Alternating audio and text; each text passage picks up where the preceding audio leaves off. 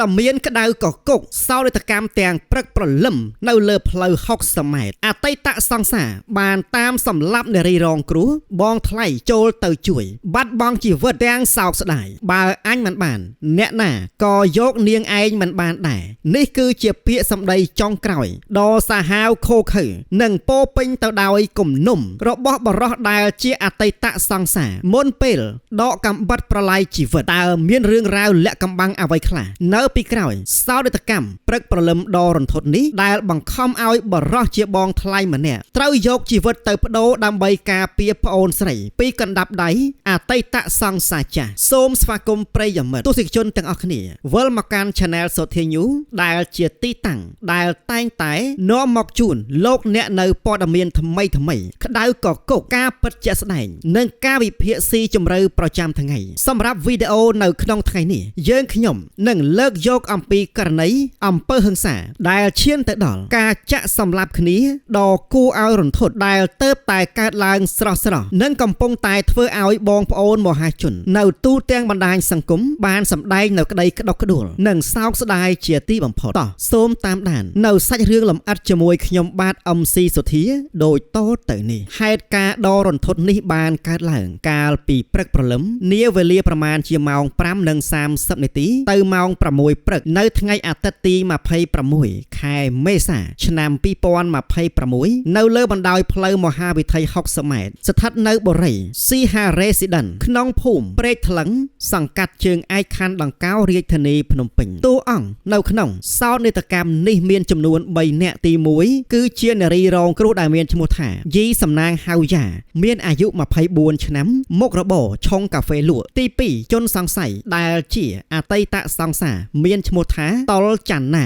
เมียนอายุมาเพย์บวนชน้ำหนึ่งตีใบคือบารอเจียบองไทยระบอนรีรองครูดาเมียนชมุถาเซมบริเมียนอายุเชียง30 ชน้ำได้บ้านสลับบัดบองจีวิตในขนมกาพจีเยี่ยมช่วยสังครูกาเปียพโอนใส่บาโยงตามประพปอดเมียนปีสมัตกัจนังสะใสจนสังใส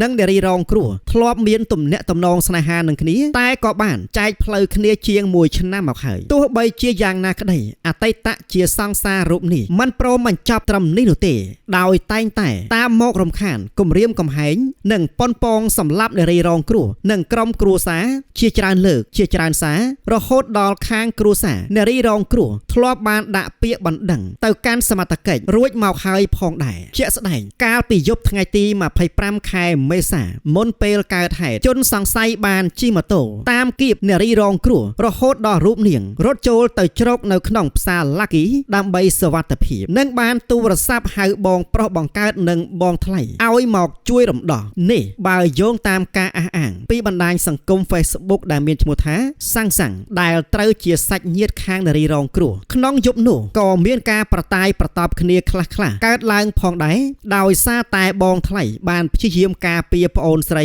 ปีกาเยี่ระบจนสังใสลูกมักดอลปรักประลมทั้งไงตีมาเพย์ประมวยค่ายไม่สาดาวเมียนกระไดบารำอัมปีสวัสดิ์เพียบระบบโอนบรอเจียบองทลายได้เมียนชมุถาเซมบริก็บานสำหรับจัดจิมาโตมาฮองดาสโกปีปอโซจูนพโอนใส่จังปีเตะในมาดมกูสรือเต่าเทอร์กาในภาษาตุ่มเนิบอีออนใบในเปเทอร์ดำหน้ามักดอลมาดมสเปียนอากาสำดักมหาบวรทับไดฮนมาไหนเปรย์โหสลับไตจนสังใสชมัวตอลจันนาก็บานจิมาโตมาฮองดาดริมปอกขมายตามมอกปีกร่อยรวยก็บานยกดมทมอกบมอกเลอปูเกแตงปีเนี่ยตัวใบเจียยางหน้าบองทลายหนึ่งพโอนใส่บานสู้ตรวมมันตอบต่อหายก็บานบันตอดำนาเตยข่างหมกเตียนก็ปันแต่จนสังใสรูปนี่มันพร้อมบันชอบสักกามาเพียบหนูเลยดาวบ้านบันต่อจี้ดังตามระโหดมักดอลจมน้อยกาไทยเลิศเพลย์ฮอกสมัยรวยกบานสเตะข่างหมกสตูดอกำบัดจองสรุยบ่มร้องหนึ่งจะสำหรับเนรีได้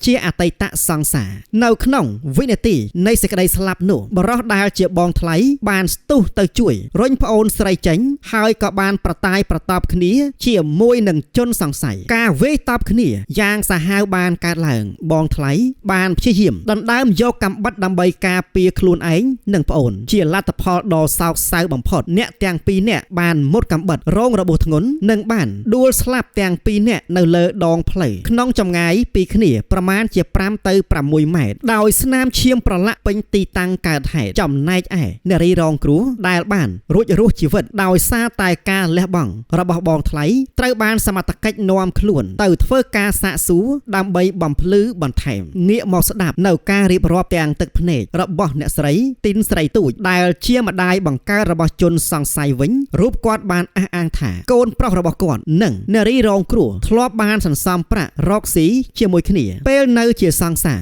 ហើយនៅពេលដែលបែកគ្នាកូនប្រុសគាត់បានទារលុយនោះមិនបានទើបចេះតែតាមរករឿងរូបគាត់ក៏បានបញ្ជាក់ដែរថាគាត់ធ្លាប់បានហាម5កូនប្រុសមិនឲ្យតាមរករឿងគេទេគួរតែដោះស្រាយគ្នាតាមផ្លូវច្បាប់ក៏ប៉ុន្តែគួរឲ្យសោកស្ដាយកូនប្រុសមិនស្ដាប់រហូតបង្កើតជារឿងសោកនាដកម្មនេះកើតឡើងទោះបីជាយ៉ាងណាការអះអាងរឿងលុយកាក់នេះត្រូវបានភាគីខាងនារីរងគ្រោះធ្វើការបដិសេធទាំងស្រុងប្រិយមិត្តជាទីគោរពរាប់អានតើសោកនាដកម្មនេះផ្ដល់នូវរូបភាពអ្វីខ្លះដល់សង្គមយើងជាបឋមរឿងនេះមិនមែនជារឿងស្នេហាទេក៏ប៉ុន្តែវាគឺជារឿងការគិតបែបអាត្មានិយមនិងការចាត់ទុកមនុស្សជាកម្មសិទ្ធិពាក្យថាបើអញមិនបានអ្នកណាក៏មិនបានដែរបានបង្ហាញយ៉ាងច្បាស់អំពីចិត្តគំនិតដែលខ្វះសីលធម៌ការយល់ដឹងអំពីតម្លៃនៃជីវិតក្តីស្រឡាញ់ពិតប្រាកដមិនមែនជាការបំផ្លាញគ្នានោះទេការគិតបែបជ្រុលនិយមបែបនេះហើយដែលរុញច្រានឲ្យយុវជនម្នាក់คล้ายខ្លួនទៅជាឃាតករ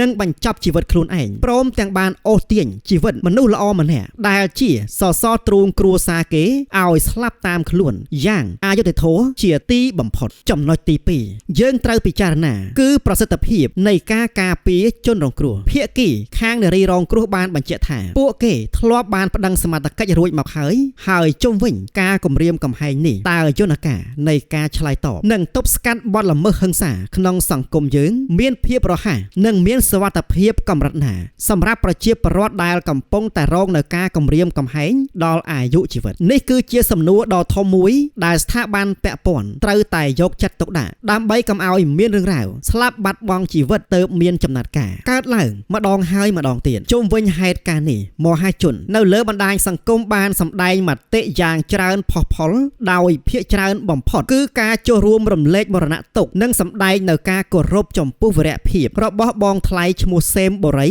ដែលបានលះបង់ជីវិតដើម្បីសង្គ្រោះប្អូនស្រីករណីដែលមានឈ្មោះថាអភ័សនិងសុវណ្ណតារា HR បានបញ្ចេញមតិស្រដៀងគ្នាថាវាជារឿងដ៏គួរឲ្យសង្វេគណាស់ដែលមនុស្សល្អម្នាក់ត្រូវបានបាត់បង់ជីវិតដោយសារតែមនុស្សពីលទង្វើរបស់ជនបង្កមិនមែនជាក្តីស្រឡាញ់ទេតែវាជាភាពអាត្មានិយមដ៏សាហាវយងខ្នងជាទីបំផុតម្យ៉ាងវិញទៀតការមានមតិជាច្រើនដូចជាលោកគីសាវិននិងហុងវីវុតបានរំលេចអំពីបញ្ហានៃការធ្លាក់ចុះនៃសីលធម៌សង្គមនិងការគ្រប់គ្រងកំហឹងដោយបានលើកឡើងថាមនុស្សសម័យនេះហាក់ខ្វះការអប់រំផ្លូវចិត្តចូលចិត្តប្រើកម្លាំងបាយនិងកាំបិតដើម្បីដោះស្រាយបញ្ហាដែលទីបំផុតទទួលបានត្រឹមតែសេចក្តីវិនិច្ឆ័យអន្តរាយទាំងសងខាងនិងបានបន្សល់ទុកនៅទុកសោកដល់លោកឪពុកអ្នកម្ដាយមហាជនក៏បានទទូចឲ្យមានការយកចិត្តទុកដាក់លើការអប់រំផ្លូវចិត្តនិងការដោះស្រាយចំនួនដោយសន្តិវិធីឲ្យបានទូលំទូលាយនៅក្នុងសង្គមរឿងនេះក៏ជាសារព្រមានមួយដល់យុវជនទាំងអស់គ្នាផងដែរមុននឹងជ្រើសរើសនរណាម្នាក់ជាគូអនាគតត្រូវតែសិក្សាអំពីអត្តចរិតនិងសីលធម៌ឲ្យបានច្បាស់លាស់ការជួបមនុស្សដែលពោពេញទៅដោយហិង្សានិងគំនិតគុំគួនគឺប្រៀបដូចជាអោបគ្រាប់បែកជាប់នៅនឹងដើមទ្រូងអញ្ចឹងសរុបមកសោកនាដកម្មនៅលើផ្លូវ60ម៉ែត្រនេះគឺជាមេរៀនដ៏ជូរចត់និងឈឺចាប់ជាទីបំផុតសម្រាប់សង្គមជាតិយើងតាំងនាមឲ្យក្រុមការងារសុធាញូយើងខ្ញុំសូមចូលរួមរំលែកមរណទុក្ខយ៉ាងក្រៀមក្រំជាទីបំផុតចំពោះក្រុមគ្រួសារនៃសពលោកសេមបូរីដែលជាបងថ្លៃដ៏ល្អប្រពៃម្នាក់ហើយក៏សូមបួងសួងឲ្យវិញ្ញាណក្ខន្ធរបស់លោកបានទៅកាន់សុគតិភពតើប្រិយមិត្តលោកស្រីយល់ឃើញយ៉ាងណាដែរចំពោះហេតុការណ៍នេះតើយើងគួរតែមានដំណោះស្រាយបែបណាដើម្បីទប់ស្កាត់កុំឲ្យរឿងរ៉ាវបែបនេះកើតឡើងនៅថ្ងៃអនាគតសូមចូលរួមបញ្ចេញមតិយោបល់របស់បងប្អូនទាំងអស់គ្នានៅខាងក្រោមវីដេអូនេះសូមអរគុណសម្រាប់ការតាមដានទស្សនាវីដេអូនេះតាំងពីដើមរហូតដល់ទីបញ្ចប់ប្រសិនបើប្រិយមិត្តលោកអ្នកពេញចិត្តជាមួយនឹងវីដេអូនេះសូមកុំភ្លេចចុច like share វីដេអូនេះទៅកាន់បងប្អូនមិត្តភ័ក្តិនិងចុច subscribe នៅលើ channel ខ្ញុំបាទព្រមទាំងដាក់សញ្ញាកណ្ដឹងដើម្បីកុំឲ្យរំលងនៅព័ត៌មានក្តៅគគុកនិងការវិភាគដ៏ល្អប្រចាំថ្ងៃជួបគ្នាជាមួយខ្ញុំបាទ MC សុធានៅវីដេអូក្រោយទៀតសូមអរគុណនិងសូមជម្រាបលា